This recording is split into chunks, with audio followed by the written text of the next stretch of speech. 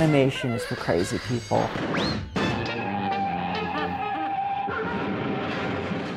Because you're working at this frame by frame, you're working at the frame level, and it's very slow. I mean, I spent 2 days on like a second and a half, which is great movement, but you have to be careful because you get into this minutia.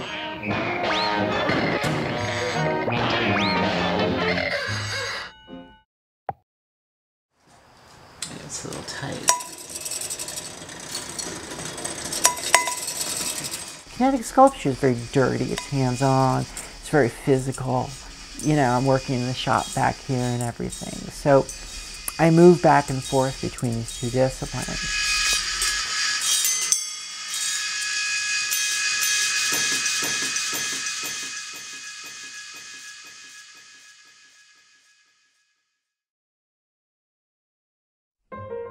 I often think of myself as kind of a split between my father, who is a scientist, an inventor, an engineer, and my mother, who has worked in art history and art museums and exposing me to a tremendous amount of art.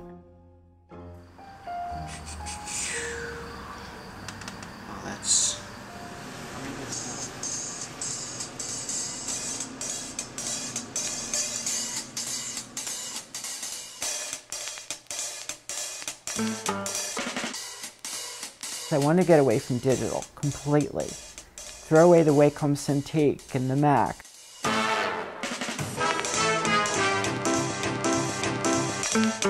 There's a resist technique. You put nail polish on areas of the film you want to preserve. You put it in bleach, it acts as a resist, all the emulsion comes off except that. And I was playing with retaining certain images and painting and drawing on the film. It was really cool.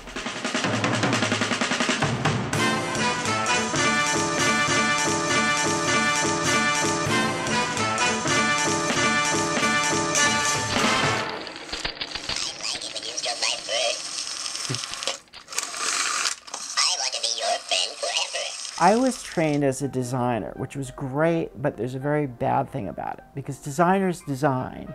You have an idea, you put it on paper, you make it. And I felt like all my work was very cold and lacking any kind of intuitive development, or it was just too planned. So I started working in found metal. And the idea was I wanted to work in stuff I found. I was living in Fort Point, and I'd find stuff on the street. I just started soldering and pop riveting stuff together.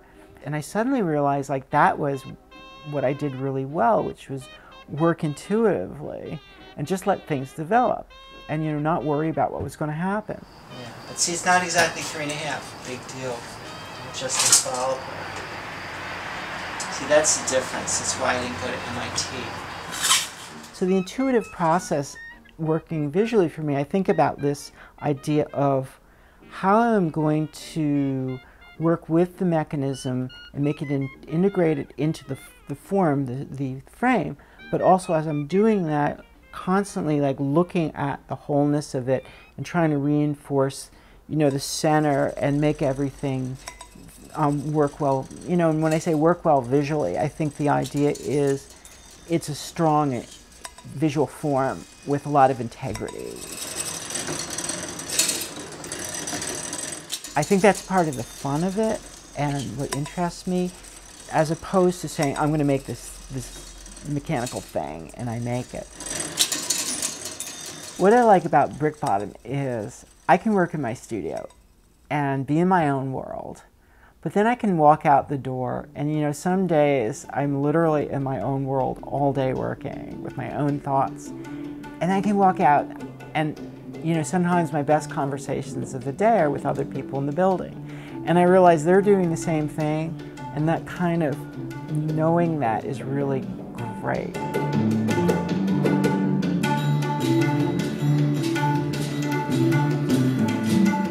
There is this really great feeling of community, and it's so important. The older I get, the more I realize that where I live, you know, the physical part of the world I'm living in is not as important as the feeling of, for me, of being rooted somewhere. And I get that feeling here completely. It's a very, very unique place.